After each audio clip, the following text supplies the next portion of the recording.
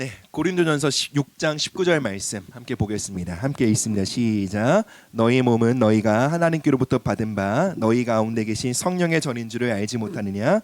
너희는 너희 자신의 것이 아니라. 네, 건강 관리는 다 중요하다고 다 생각할 것입니다. 그런데 우리는 기독교인으로서 우리의 몸을 관리하는 일에 있어서 바른 동기를 갖는 것이 중요하다고 생각합니다. 건강 관리를 위한 많은 동기가 있을 수 있죠. 어떤 사람들은 두려움 때문에 건강 관리를 할 수 있어요. 예를 들면 집안 내력이 뭐 고혈압이다, 당뇨다, 뭐 이런 것들이 있으면 나는 건강 관리를 해야 해. 뭐 이런 두려움과 염려 때문에 건강 관리를 할 수 있죠. 또 어떤 사람들은요, 자기 만족을 위해 또는 어떤 자아 실현을 위해 건강 관리를 할 수 있어요. 요즘 젊은 사람들한테 좀 그런 게 좀 인기더라고요. 프로필 사진 맞나요? 하여튼 뭐 이렇게 막 이렇게 운동해서 하여튼 그 자신의 리즈 시절을 이렇게 뭔가 이렇게 사진에 담겨서 뭐 그걸 위해서 건강 관리도 할 수 있어요. 그런데 여러분들, 우리가 그리스도인으로서 우리의 몸과 건강을 관리해야 되는 중요한 동기는 바로 성전 의식이에요. 이것이 우리가 건강 관리를 하는 데 있어서 반드시 가져야 할 거룩한 동기와 열정이라고 할 수 있습니다. 여러분, 왜 몸을 관리해야 됩니까? 왜 건강을 가져야 합니까? 우리가 하나님의 거룩한 성전, 성령의 전이기 때문에 그렇다라는 것이죠. 그래서 다음 한번 PPT 페이지 한번 보여주시겠어요? 이 말씀 한번 같이 한번 읽어볼게요. 시작. 성령의 전으로서 나의 몸을 건강하게 돌보는 것은 성령님을 존중하는 것이며 그분을 예배하는 것이다. 여러분, 혹시 자신의 몸을 방치함으로 성령님을 존중하지 않으신 분들 계신가요? 여러분, 좋은 거 먹고요, 또 건강한 육체를 할 수 있도록 적절하게 운동하는 것, 또 잘 쉬고 또 충분한 수분을 섭취하는 것, 여러분, 이것이 성령님을 존중하고 예배하는 방식이다라는 것을 기억해 주셨으면 좋겠습니다. 네, 오늘의 말씀인데요. 말씀 제목부터 한번 볼까요? 말씀 제목 같이 한번 읽습니다. 시작. 건강한 음식, 충분한 물. 네, 고린도전서 10장 31절 말씀입니다. 읽습니다. 시작. 그런즉 너희가 먹든지 마시든지 무엇을 하든지 다 하나님의 영광을 위하여 하라. 여러분, 우리가 하는 모든 일이요, 하나님의 영광을 위한 일이 될 수 있다라는 것이 성경의 가르침이에요. 우리가 굳이 막 이렇게 함께 모여서 예배하고 찬양하고 이것만이 아니라요, 우리가 하는 모든 일이요, 하나님을 향한 영광, 즉 예배가 될 수 있다라고 말하는 것이요, 성경이 우리의 삶을 향한 관점이에요. 심지어 뭐요? 먹고 마시는 것까지도 하나님을 향한 예배가 될 수 있다라는 거예요. 여러분, 이 말이 무엇일까요? 하나님은요, 우리가 행위가 아닌 존재로 살아가길 원한다 말씀하시는 거예요. 우리 뭐 흔히 이런 말 말씀 많이 듣죠. doing이 아니라 being이 중요하다. 그러니까 내가 하는 것보다 내가 어떠한 존재로 살아가는 것이 중요하다라고 말하는 것이죠. 즉, 나의 존재가 성전이 되면 내가 하는 모든 일이 예배가 된다는 거예요.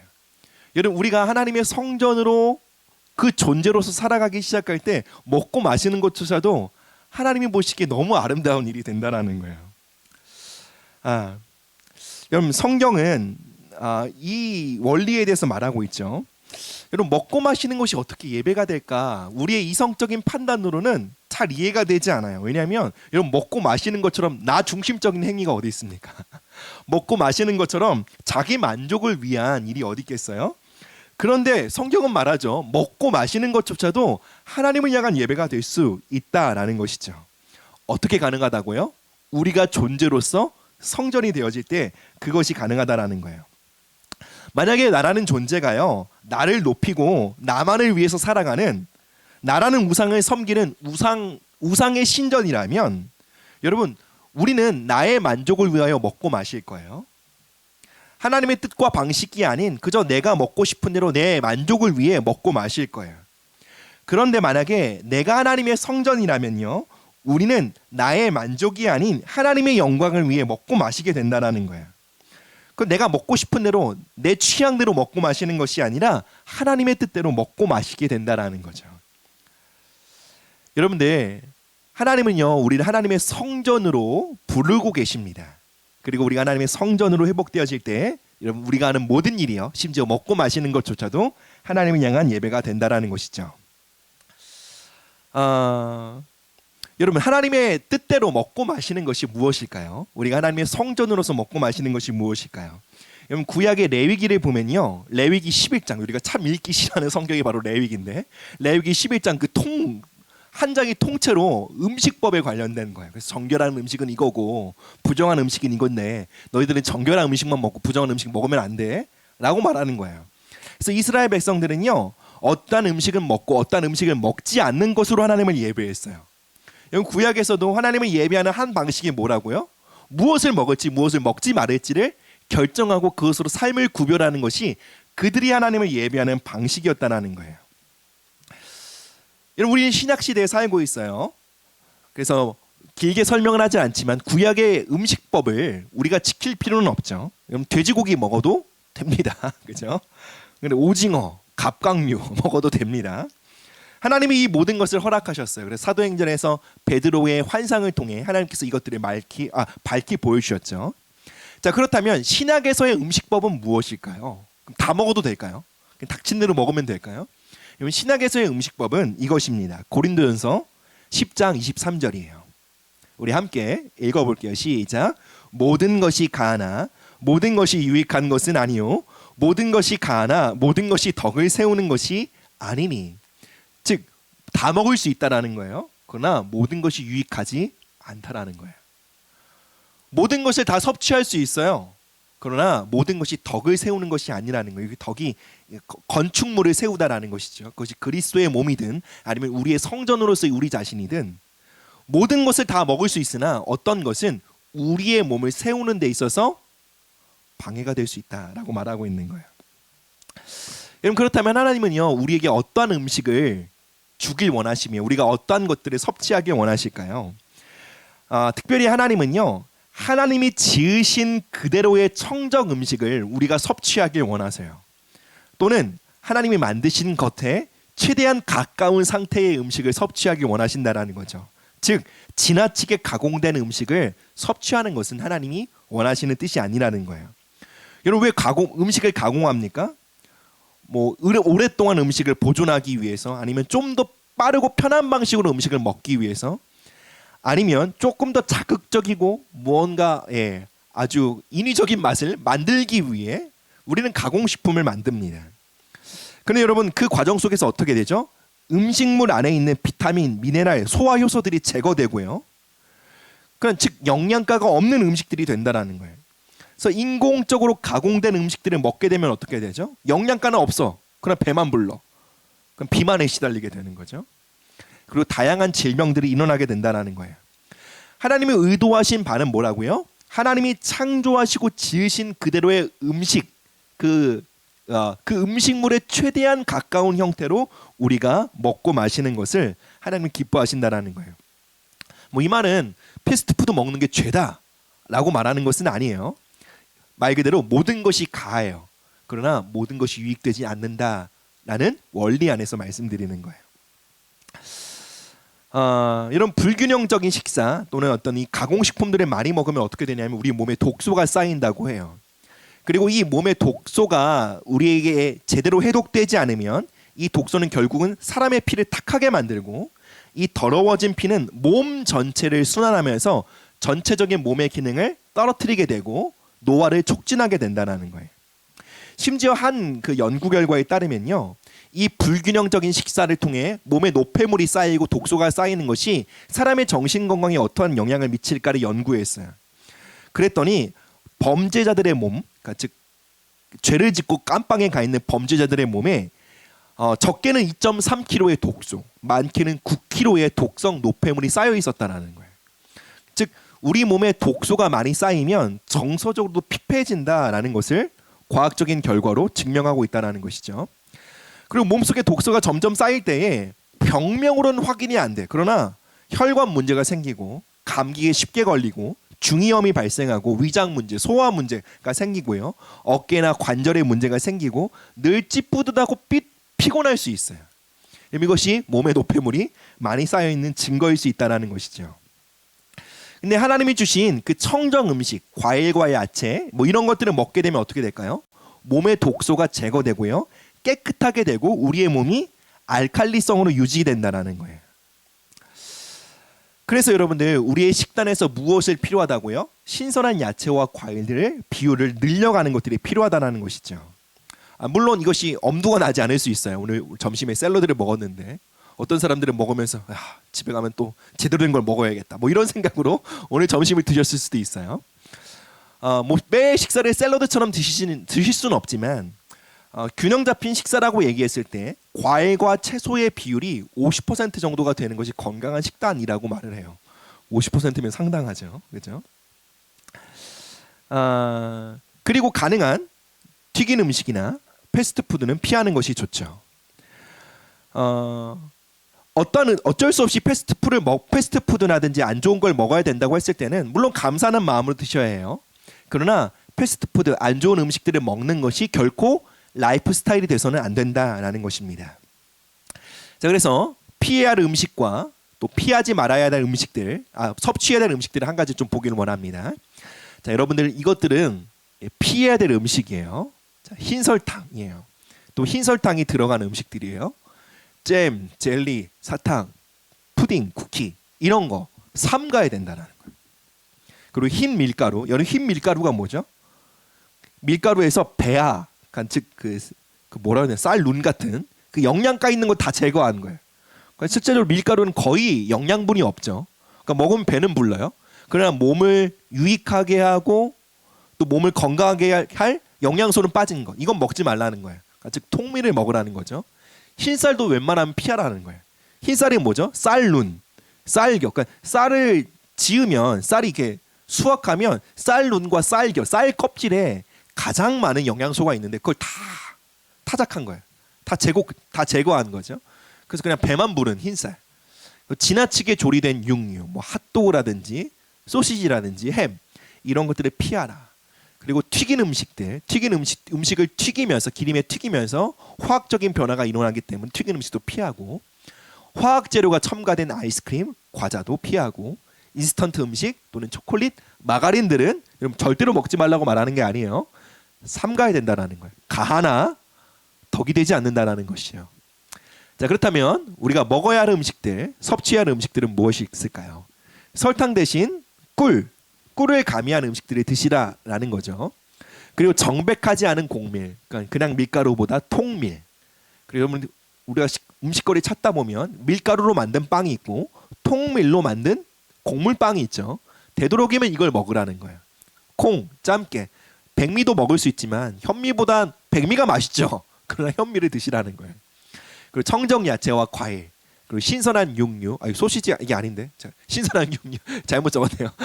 신선한 육류, 그냥 도축한 그런 신선한 육류를 먹으라는 거죠. 그리고 굽고, 삶고, 찌고, 졸여서 먹는 음식, 즉 튀긴 음식보다 굽거나 삶거나 찌거나 졸여서 먹는 음식들을 먹고요.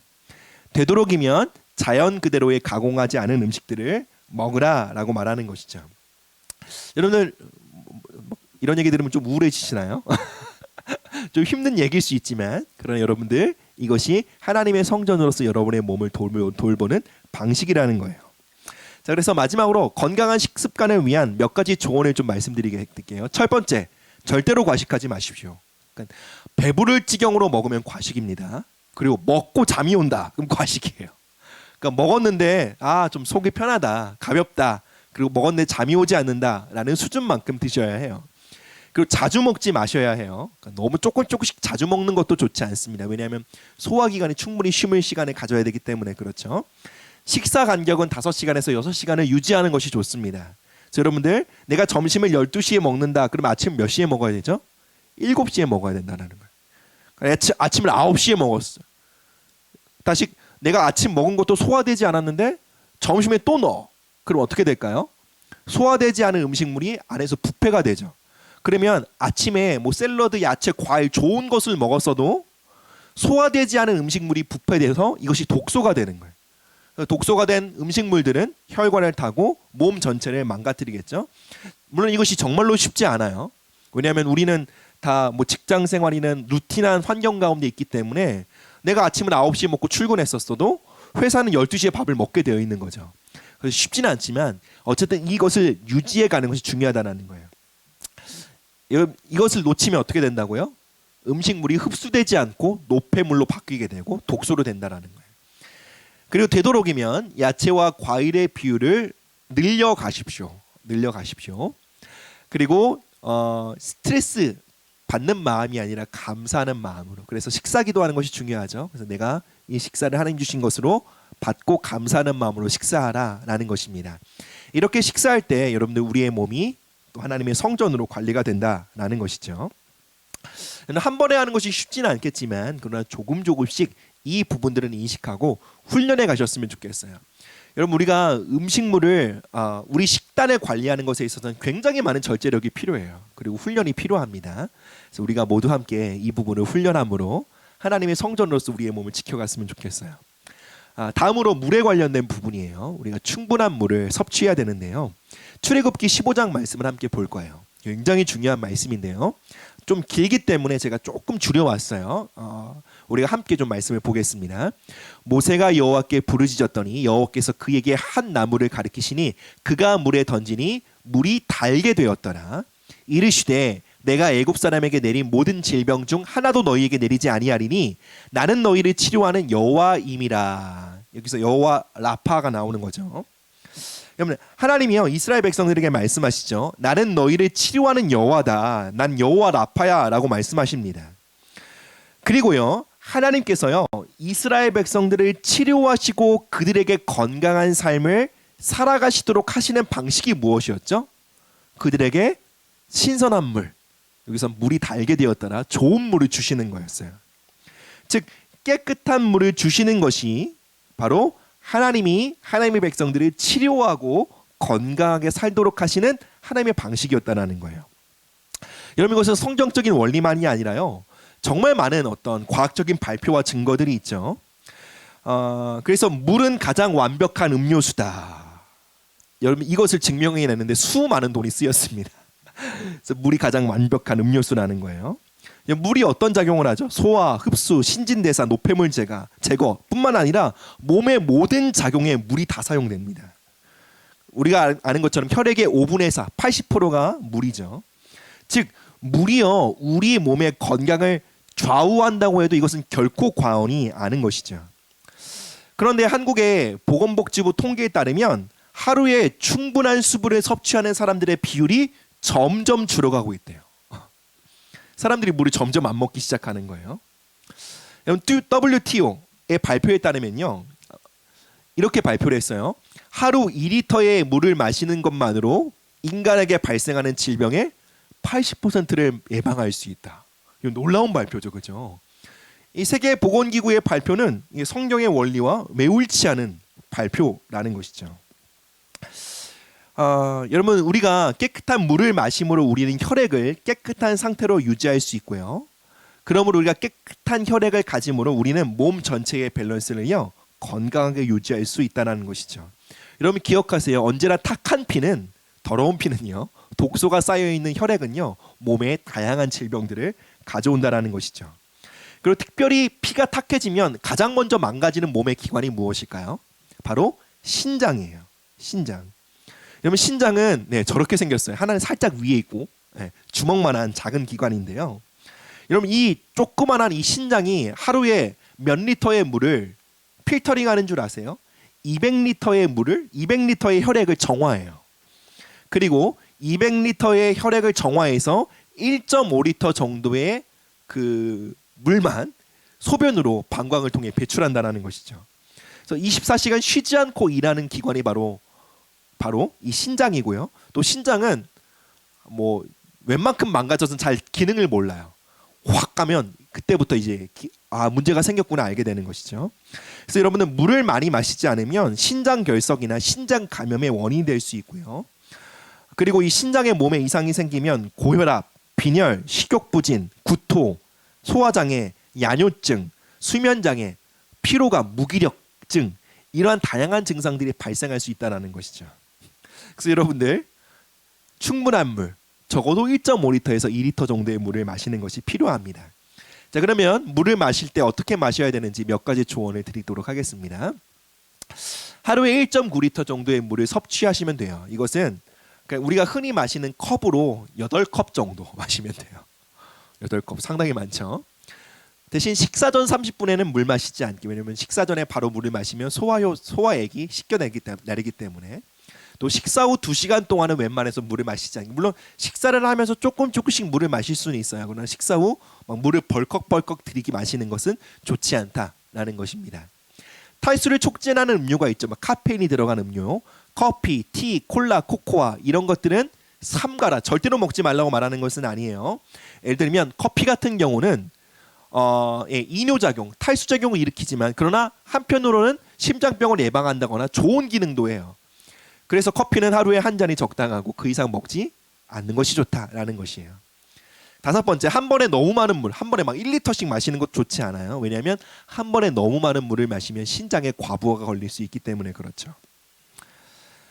자, 다음으로요. 물 대신 마실 수 없는 티. 물 대신 이런 거 드시면 안 돼요. 뭐 커피도 당연하지만 녹차, 홍차, 둥글레차 이건 카페인이 섞여 있기 때문에 안 되고요. 둥글레차도 마찬가지입니다. 이것도 물 대신 마시면 안 되고요. 물 대신 마실 수 있는 티가 있어요. 그래서 물을 마시긴 좀 역하다. 자기는 좀 맹물을 마시는데 좀 힘들다라고 하시는 분들은 보리차를 드세요. 아니면 허브티, 뭐 페퍼민트나 루이보스나 이런 것들을 드시기를 추천합니다. 다음으로 하루에 1.9리터를 마시려면 적어도 한 4번 정도 물 섭취를 해야 해요.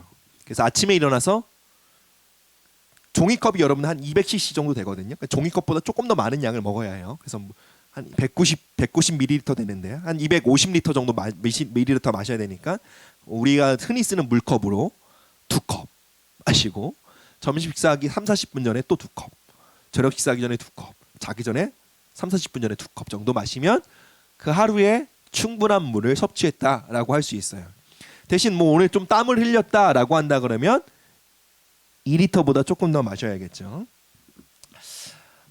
그래서 여러분들 우리가 깨끗하고 맑은 물, 청결한 물을 계속적으로 섭취하는 것은 여러분들 하나님이 제정하신 건강 관리의 중요한 방식이라는 것을 아셨으면 좋겠어요. 그리고 우리가 우리의 몸을 성전으로 관리하는 데 있어서 하나님의 방식에 우리가 잘 따르고 순응해 가는 것이 필요하겠죠. 말씀을 맺겠습니다. 고린도전서 6장 19절 말씀 다시 한번 보겠습니다. 너희 몸은 너희가 하나님께로부터 받은 바 너희 몸이 너희 가운데 계신 성령의 전인 줄을 알지 못하느냐. 여러분 우리는요 하나님의 성전으로 지어진 존재고요. 지어진 목적으로 우리가 살아갈 때 우리는 가장 행복할 수 있어요. 그리고 가장 효율적인 삶을 살아갈 수 있고 우리의 몸도 가장 제 기능을 할 수 있다라는 것입니다. 마지막으로 헌신 선언문 우리가 함께 같이 한번 읽어보겠습니다. 우리가 건강에 대한 주제를 좀 나눌 때 이 고백을 계속적으로 함께하길 원하는데요. 헌신이 뭐죠? 드리다, 바칠, 헌의 몸신이에요. 그래서 몸을 드린다라는 것이죠. 우리의 몸을 하나님께 드린다는 선언인데 우리가 함께 고백해 보도록 하겠습니다. 시작. 나의 몸은 거룩한 성령의 전이다. 나는 나의 몸을 건강하게 관리함으로 나의 몸의 주인이신 성령님을 예배하고 높일 것이다. 네, 여러분의 몸을 건강하게 관리함으로 성령님을 예배하고 높이시는 여러분들 되시기를 주님으로 축복합니다. 우리